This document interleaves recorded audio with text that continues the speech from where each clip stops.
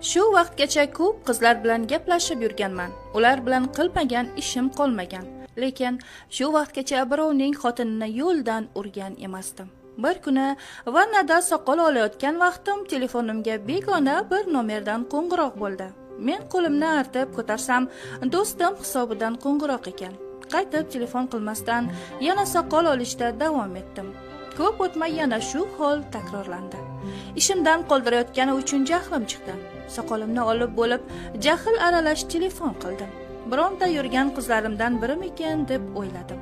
Alo degan qiz bolaning tovushi eshitildi. Ha, eshitaman, kim bu desam, boya kunduzi telefon bo'lgan ekan shu nomerdan deb javob qaytardi. Men esa telefonimdan chiqilgan nomerlarni kuzatib ko'rib, yo'q, bu nomerga qo'ng'iroq bo'lmagan dedim. U bo'lsa, ha, unda esingizga tushganida telefon qilarsiz deb telefonni o'chirib qo'ydi. Keyin kunduzi o'zimning eng yaqin do'stim Shukur telefonimdan foydalangani esimga tushib, unga telefon qilib so'radim.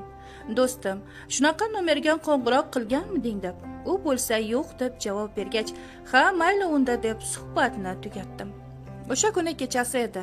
Uyga kirib o'rnimga yotdim va qaytib boyagi begona nomerga qo'ng'iroq qildim. Yana o'sha qiz telefonni ko'tardi. Siz mening bironta tanishimsiz, a? Meni atay sinab ko'rayapsiz dedim. Gaplashadigan qizlarni ko'p almashtirganim uchun shunday deb o'yladim. Ilgari gaplashgan qizlarimdan bironta dugonasiga aytib meni sinayaptimikan degan fikr kelgandi xayolimga. U o'zi zerikkanidan kimga bo'lsa tavakkal qo'ng'iroq qilar ekan. Shu asnoda men u bilan tanishib oldim. Kechasi bilan kimligi, qanaqa qiz ekanini yashirdi. Har xil ismlarni aytib men bilan hazillashdi. Men har doim qaysi qiz bilan gaplashsam, suhbatimga ular qiziqib qolib, qandaydir boshqacha gapirasiz-da deb aytishardi. Bu qiz ham shu gapni aytdi. Kechasi bilan gaplashar ekanmiz, men uni ichki dunyosiga kirib borishga, uni yaxshiroq bilib olishga harakat qilardim.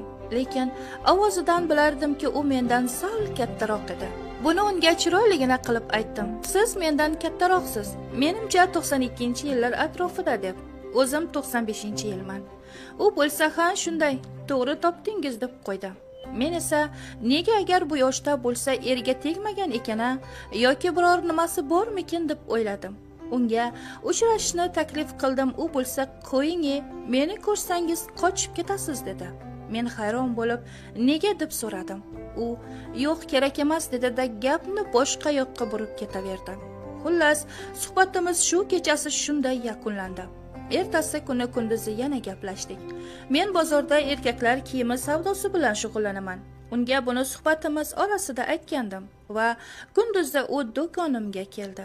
Bir kun oldin kechasi suhbatlashganimizda gap orasida u sizga qanaqa qizlar bilan gaplashish yoqadi deb so'raganida menga aynan er yo'q, erdan ajrashgan, o'zimdan yoshi kattaroq ayollar yoqadi deb javob bergandim.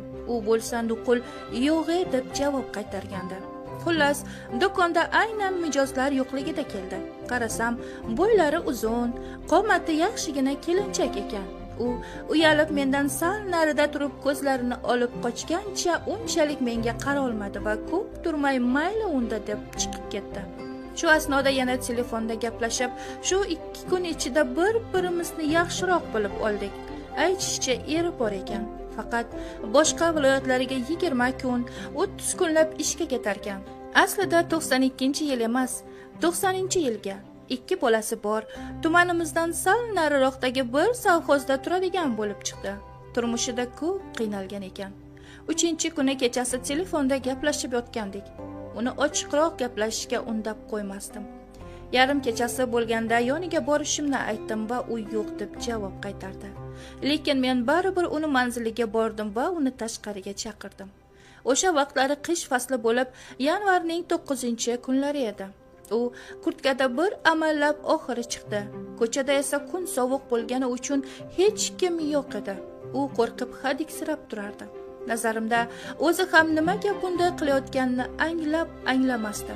U ixchamgina kapishonli kurtkasida sovuqdan diydirab turarkan, xuddi yosh qizlardek edi.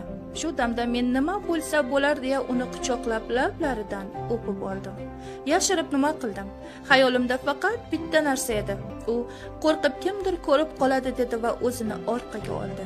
Men esa uni uyiga kirishimizni so'ragandim. U hadiksiragan tovushda yo'q deb rozi bo'lmadi, lekin baribir uni ko'ndirdim va uyiga kirdik. Begona uylarga devor oshib, deraza oshib gaplashib yurgan qizlarimni oldiga kiraverib, bu borada ancha tajribam oshgan edi.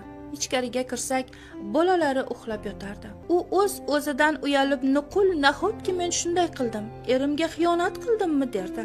Uning bu holatidan to'g'risi bir oz hayron bo'ldim. Atayin o'zini shunaqa ko'rsatyapti deb o'ylayotgandim. Unga oldin bunaqa qilmaganmisiz kim bilandir deb so'radim. U bo'lsa, Xudo haqqi bunaqa qilmaganman desa ham ishongim kelmasdi. Bo'lishi mumkin emas. Bo'lmasa telefonda ham gaplashib yurmasdingiz dedim.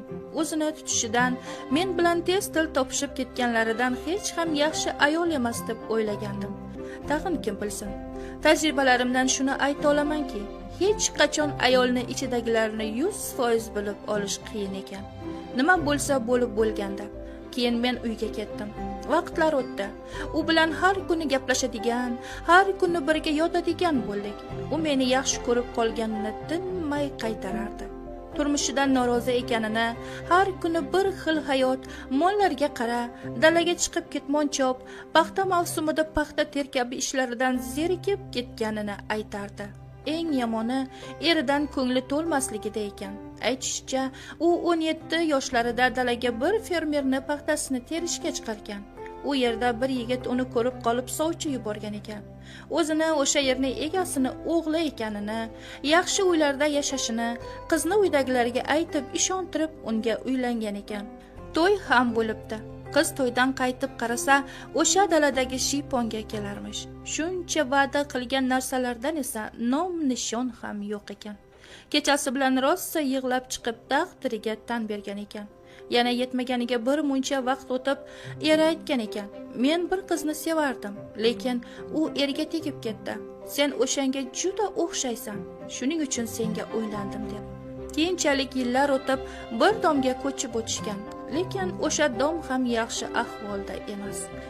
Shu hali ham achinarli ahvolda yashardi. Uni 17 yoshidayoq turmushga berishgan ekan. Bironta yigitni hidini ham sezmagan ekan o'sha vaqtlari. Faqat siz bilan tanishib shunday bo'lib qoldi. Endi siz hech xayolimdan chiqmayapsiz derdi. Men uni deyarli har kuni uyiga borib, yoki goh o'zimni uyimga olib kelib, goh boshqa joyga olib borib birga bo'lardim. Undan oldin uyga kechalari qizlarni olib kelib yotib o'rganib qolgandim. Uyimiz katta edi. 2 darvozali xonalari ham juda ko'p edi. Shuning uchun bu menga muammo tug'dirmasdi. Men ba'zida ko'p o'ylardim.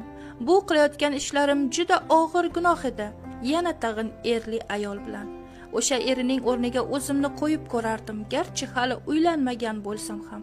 Men unga bu qilayotgan ishlarimiz noto'g'ri ekanini, gunohligini, bir kun boshimizga balo bo'lib qolishini aytib orani uzmoqchi edim. U bo'lsa nuqul yo'q derdi va meni yana chaqiraverardi. Orada eri esa kelib 1-2 hafta yurib yana ishga ketardi. Meni hayotim yolg'on ustiga qurilgan. Erimni hurmat qilaman, lekin ko'nglim allaqachon sovigan. U kimgadir o'xshaganim uchungina menga uylangan xolos derdi. Boshida 2-3 oy tinimsiz, keyinchalik esa onda-sonda ko'rishib yurdik. Axiri u bilan uchrashni kamaytirib, keyin batamom to'xtatdim. Yaqingacha Telegramda yozib qolardi. Salom alik qilamiz. U hali ham meni chaqirib turadi, lekin men bormayman. Bu voqealarga 2 yil bo'ldi. O'tgan yili men uylandim. Xotinim yaxshi, juda aqlli, esli xushli. Uylansam hammasini yig'ishtiraman degandim. Qayoqda? Yana 1-2 qizlar bilan hozir ham uchrashib turaman. Eng qizig'i, ular uylanishimdan oldin yurgan qizlar. Ba'zida vijdonim qiynalib ketadi. Xotinim kechasi bilan meni kutib uxlaydi. Men yurib ishratni qilib kelaman. Ha, erkakning hayoti shu ekanda. Lekin xotinimga mehrim bo'lakcha. Umuman so'kmayman, qo'l ko'tarmayman. Ayolga kerak bo'lgan mehrni hammasini berayapman. Tajribalarimdan shuni bilamanki, ayol kishiga e'tibor bermasang, mehr bermasang, uni senga bo'lgan mehr muhabbatidan ayirib qo'yishing hech gap emas ekan. Bu borada juda ko'p o'ylayman. Ba'zida hayron ham qolaman. Men shuncha qizlar bilan yursam ham, shuncha gunoh qilsam ham, menga shunaqa aqlli, esli qiz xotin bo'ldi deb. erkak qariganida unga yelkadosh, sirdosh ham aslida shu jufti halol bo'ladi. Shunda vijdonim qiynalib ketadi. Bilib bilmay qilgan gunohlarimni Xudoni o'zi kechirsin. Xudo menga ham iymon insof berib qolar. Shuning uchun aytisharkanda, har kimga insofni o'zi bersin deb.